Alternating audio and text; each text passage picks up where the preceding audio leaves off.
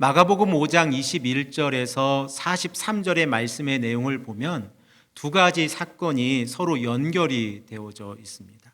그 내용을 살펴보면 마가복음 5장 21절에서 24절의 말씀을 보면 딸의 죽음 앞에서 회당장 야이로가 예수님께 나와 간절히 간청하는 모습을 기록하고 있고, 25절에서 34절의 말씀을 보면 혈루증을 앓고 있던 여인이 고침을 받는 사건이 기록되어져 있습니다.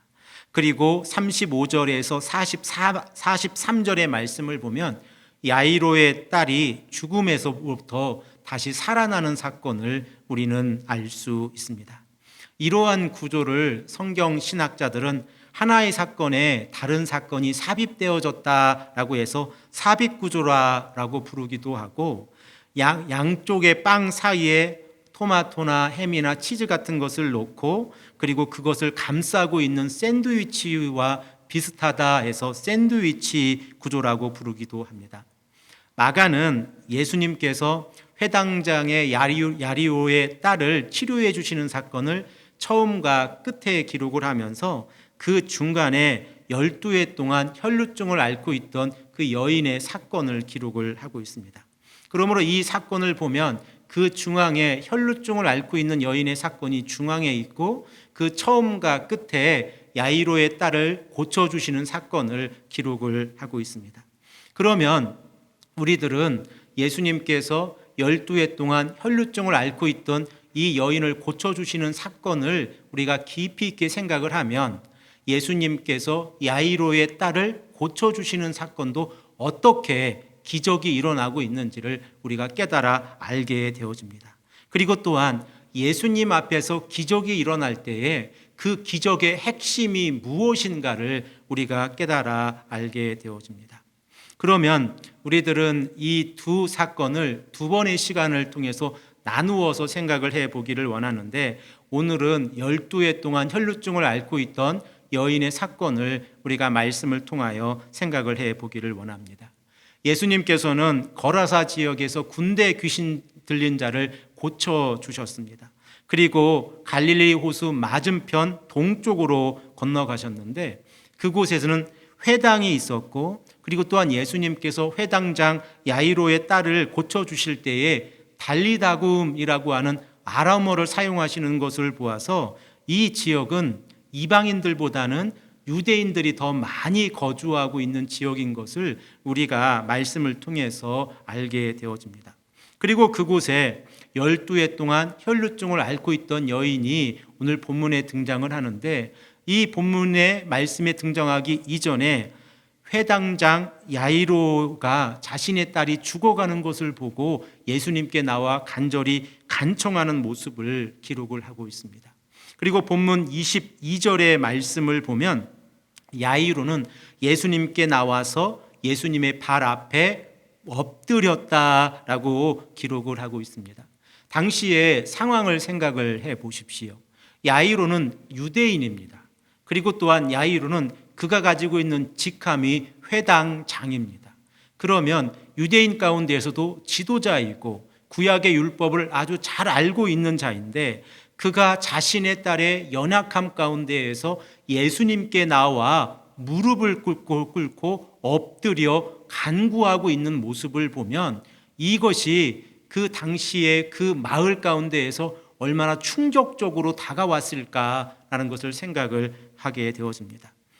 예수님 당시에 유대인들과 예수님 가운데에서는 아주 큰 긴장 가운데 있었습니다. 유대인들은 예수님을 그리스도라 인정하지 아니하고 계셨고, 그리고 예수님을 따라다니면서 예수님의 말씀이나 예수님의 행적 가운데에서 구약의 율법을 어기는 것이 있지는 않은지 하나하나 찾아보고 있는 상황입니다. 이런 상황 가운데에서 회당장 야이로가 예수님께 나와 무릎을 꿇고 엎드렸다고 하는 사건은, 그 사건 자체가 이 마을에 큰 이슈가 되었을 것입니다. 야이로의 이름을 생각을 해보면 우리가 야이로가 왜 이렇게 행동을 했을까라고 하는 그 의미를 조금 더 깊이 있게 알게 되어지는데, 그 야이로의 이름이 아람어 이름인데 그 의미가 이렇습니다. 누군가를 교화하다, 그리고 또 누군가를 계몽하다, 그리고 무엇인가를 일깨워 알게 하다라고 하는 의미를 가지고 있습니다. 그러므로 사람들이 회당장 야이로가 예수님의 발 앞에 와서 무릎을 꿇었을 때에 이 행동 자체가 예수님이 누구이신가를 사람들에게 알리고 있는 장면입니다.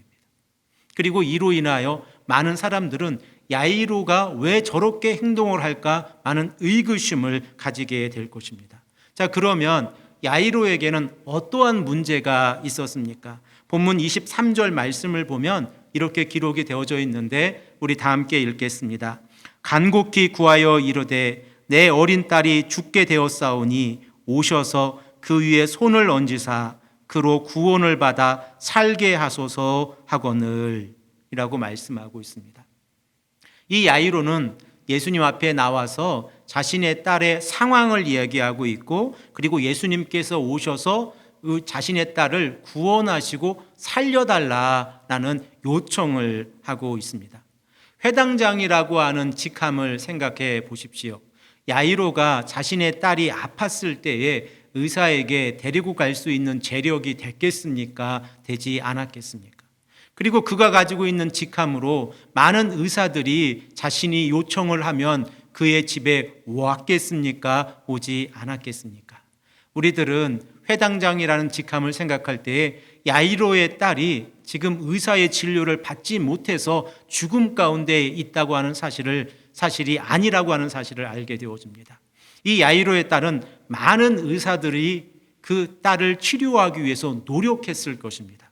그러나 그 어떠한 의사도 이 야이로의 딸을 치료하지 못하고 있는 상황이 지금의 상황입니다. 이러한 상황 가운데에서 야이로는 예수님께서 자신의 집에 오셔서 자신의 딸에게 손을 얹으시고 그리고 구원을 받아 살아나게 하소서라고 간청하고 있습니다.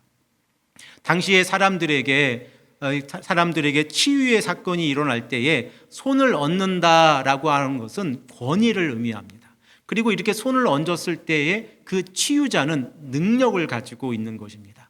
그러므로 일반적으로 많은 사람들이 아무에게나 가서 내 딸에게 손을 얹어서 내 딸을 치료해 주십시오라고 말하지 않습니다.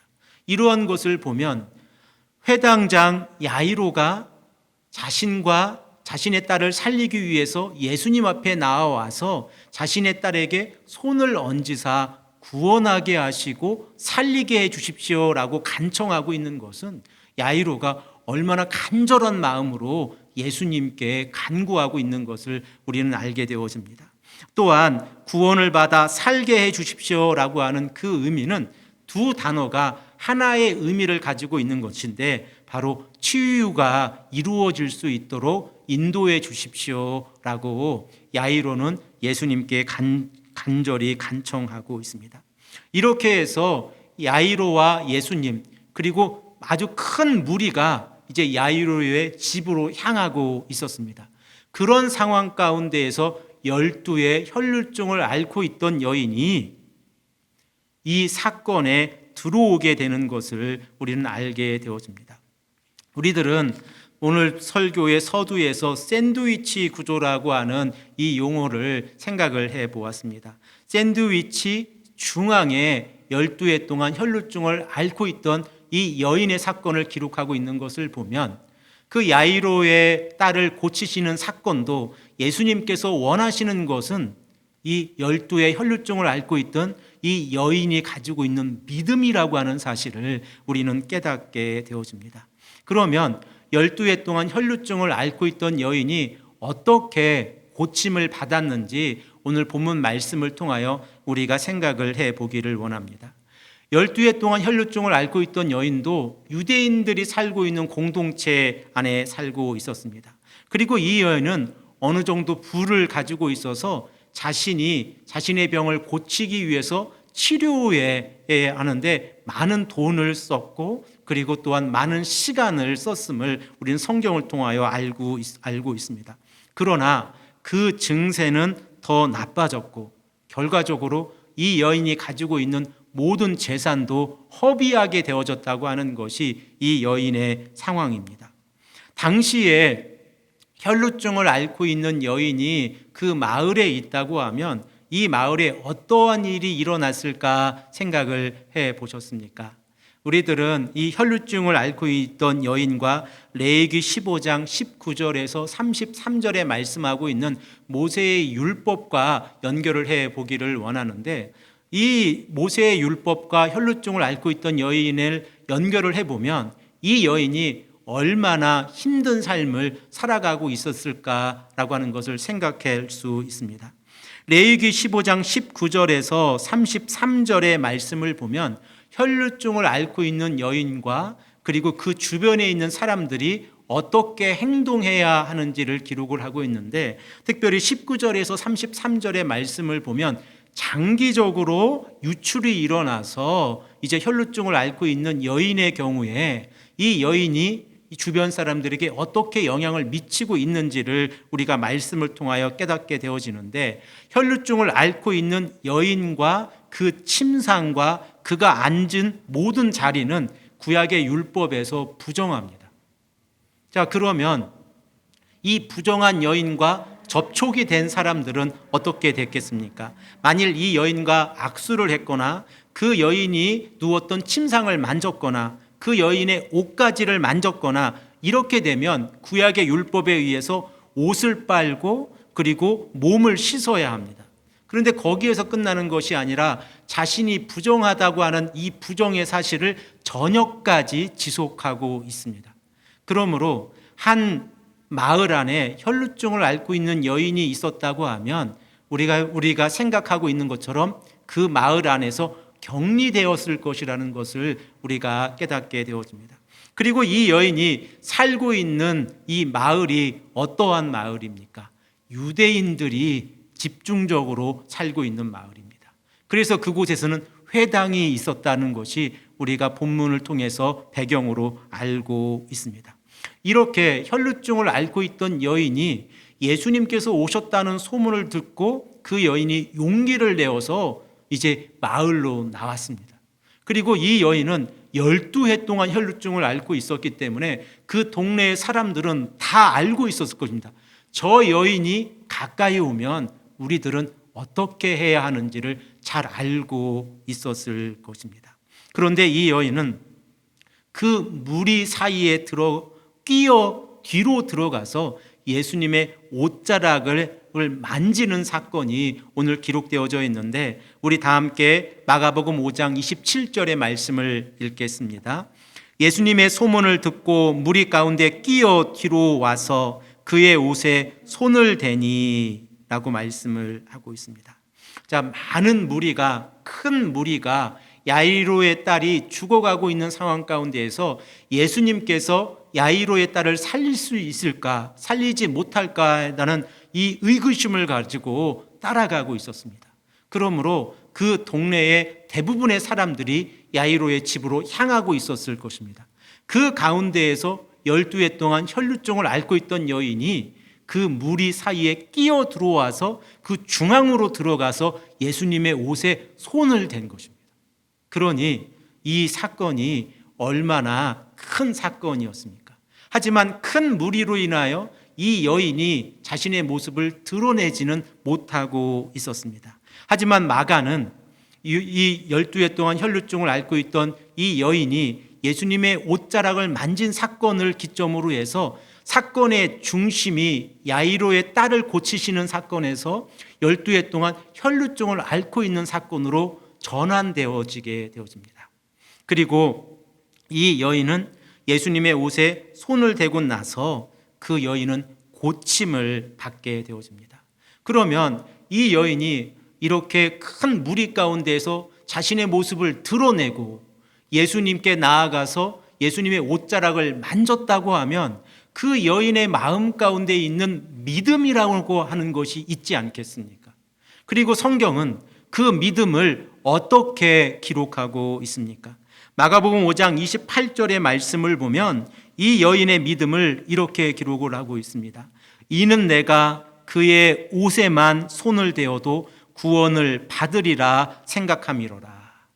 그의 옷에만 손을 대어도 구원을 받으리라 생각함이라 라고 성경은 기록을 하고 있습니다. 구원을 받는다라고 하는 이 표현은 회당장 야이로가 자신의 딸이 구원을 받아 살게 하소서라고 하는 표현과 동일한 표현임을 우리들은 깨닫게 되어집니다. 그러자 이 여인의 믿음대로 이 여인의 몸 가운데 변화가 일어났습니다.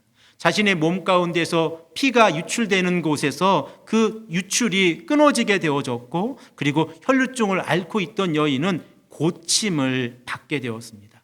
그래서 29절의 말씀을 보면 이에 그의 혈루 근원이 곧 마름에 병이 나은 줄을 몸에 깨달은지라 라고 말씀을 하고 있습니다. 아마도 이 여인은 자신이 예수님의 옷을 만지고 나서 고침을 받고 나서 이제 아무에게도 자신의 모습을 드러내지 아니하고 조용히 집으로 돌아가기를 원했을 것입니다. 왜냐하면 만일 자신의 정체가 드러나게 되어지면 그 큰 무리 가운데에서 큰 소동이 일어날 것입니다. 그리고 그 여인과 접촉이 된 사람들은 어떻게 되어집니까? 그날 하루 동안 부정하게 되어지고, 그리고 몸을 쉽게 씻어야 하고, 그리고 하루의 삶 가운데에서 저녁까지 부정함으로 그 어떠한 일도 할 수 없는 것이 유대 공동체 안에서 그들의 삶입니다. 그러므로 이 여인은 자신의 모습을 드러내지 아니하고 조용히 집으로 가기를 원했습니다. 그런데 이 여인에게 문제가 발생했습니다. 그 문제가 무엇입니까? 예수님께서 자신의 능력이 이 여인에게 흘러나갔다는 사실을 깨닫고 이 여인을 찾고 계신 것입니다. 누가 내 몸에 손을 대었느냐? 누가 내 몸에 손을 대었느냐? 이 이야기를 들었을 때 이 여인의 마음이 어떠했겠습니까? 아마도 가슴이 철렁 내려앉았을 것입니다. 자신은 예수님의 몸에 손을 대었을 때에 자기만 알고 있을 것이다 라고 생각을 했을 텐데, 예수님께서는 자신의 몸에 손을 댄 이 여인을 찾고 계셨습니다. 그리고 이 여인이 두려워 벌벌 떨고 있을 때에 예수님께서는 이 여인을 자신의 앞에 부르신 것입니다. 그리고 34절 말씀에 어떻게 말씀하고 계십니까? 예수께서 이르시되 딸아, 내 믿음이 너를 구원하였으니 평안히 가라. 내 병에서 놓여 건강할지어다 라고 말씀하고 있습니다. 만일 유대인들이 이 여인을 발견했다고 하면 유대인들은 이렇게 행동했을 것입니다. 당신은 지금 정한 상태가 아니라 부정한 상태입니다. 그리고 당신으로 인하여 이 공동체가 부정하게 되었습니다. 그러므로 당신은 당장 집으로 가야 하고 격리되어야 합니다. 그리고 여기 함께 있던 모든 사람들이 다 부정하게 되었으니 각자 집으로 가서 목욕을 하고, 그리고 저녁까지 부정하다는 사실을 모든 사람에게 알리고, 그리고 다시 회당에 모여서 예배드리고 제물을 드려야 합니다 라고 유대인들은 가르쳤을 것입니다. 그러나 예수님께서 이 여인을 다루시는 방법은 전혀 다른 방법이었습니다. 이 여인을 바라보시면서 예수님의 마음 가운데 있었던 것은 무엇입니까? 내 믿음이 너를 구원하였으니 평안히 가라. 내 믿음이 너를 구원하였으니 평안히 가라 라고 말씀하고 계십니다. 믿음은 오직 예수 그리스도를 바라보는 것입니다. 그리고 예수 그리스도를 바라보았을 때에 그 믿음의 역사가 이루어진다고 하는 사실을 12해 동안 혈루증을 앓고 있던 여인이 고침을 받는 사건을 통하여 우리는 알게 되어집니다. 그러므로 우리들은 이 믿음에 관하여 한 가지 중요한 사실을 깨닫게 되어지는데, 믿음이란 자신의 지식으로 예수님의 능력을 제한하지 않는 것입니다. 사랑하는 성도 여러분, 우리는 이 땅을 살아가면서 믿음을 소유하기를 원합니다. 그리고 믿고 있다고 하는 것은, 하나님의 아들 예수 그리스도를 믿고 있다고 하는 것은 우리의 삶 가운데에서 예수님과 동행하는 삶을 의미합니다. 이렇게 동행하는 삶 가운데에서 예수님께서 우리와 함께 하시는 임마누엘의 복을 우리가 누리고 살아가고 있다고 하면, 우리가 예수님의 능력을 우리의 지식으로 제한하면 안 됩니다. 이 여인의 모습이 그렇지 않습니까? 이제 12년이라고 하는 이 시간 동안 의사가 이 여인을 치료하기 위해서 노력했지만 의사들은 그 여인을 치료하지 못했습니다. 그리고 이 여인 또한 예수님을 만나면 고침을 받는다고 하는 생각을 하지 못했다고 하면, 자신의 생각으로 예수님의 능력을 제한했다고 하면 이 여인 또한 고침을 받지 못했을 것입니다. 그러나 이 여인은 예수 그리스도를 바라보는 시각이 달랐습니다. 어떻게 달랐습니까? 예수님은 모든 것을 가능하게 하신다는 이 믿음을 가지고 있었던 것입니다. 그러므로 우리들은 참된 믿음이란 하나님에 대한, 예수 그리스도에 대한 성령님에 관한 확신 가운데에 나옵니다. 그리고 그 확신 가운데에서 우리가 예수 그리스도를 신뢰할 때에 그 믿음의 역사가 바로 우리에게 일어난다는 사실을 깨닫게 되어집니다. 사랑하는 성도 여러분, 우리들의 삶 가운데에서 우리들은 믿음이 있습니까? 라는 질문을 받게 되어지면 잘 대답을 못하는 경향이 많이 있습니다. 그러나 이 질문을 이렇게 바꾸어 보십시오. 예수님과 동행하고 계십니까? 라는 질문으로 바꾸어 보십시오. 만일 우리의 삶 가운데에서 예수님과 동행하고 계시고 그리고 성령님과 동행하고 계시다고 하면 우리들은 우리의 지식으로 하나님의 능력, 예수님의 능력, 성령님의 능력을 제한하면 안 됩니다. 하나님께서 여러분들의 삶을 통하여 하시고자 하는 그 모든 일들을 이루어 가실 것입니다. 그리고 또한 쉴만한 물가교회를 통하여 하시고자 하시는 그 모든 일들을 이루어 가실 것입니다. 그러므로 우리들은 12해 동안 혈루증을 앓고 있는 이 여인의 사건을 보면서 무엇이 예수님의 역사를 이루어 가는지, 그리고 또한 우리의 삶 가운데에서 무엇이 필요한지를 다시 한번 깨닫게 되어집니다. 믿음이란 확신이고 신뢰입니다. 우리가 예수 그리스도를 믿고 있다고 하면 예수 그리스도께서는 우리의 삶을 통하여 역사하실 것입니다. 그리고 또한 믿음이란 우리의 눈에 보이지 않는 것을 보고 있는 것입니다. 우리가 하나님의 나라를 믿고 있다고 하면 그 하나님의 나라를 바라보면서 우리가 믿음 가운데에서 살아가는 것입니다. 이러한 삶이 우리 쉴만한 물가교회 온 성도님들의 삶 가운데에서 늘 차고 넘치시기를 간절히 축복합니다. 함께 기도하겠습니다.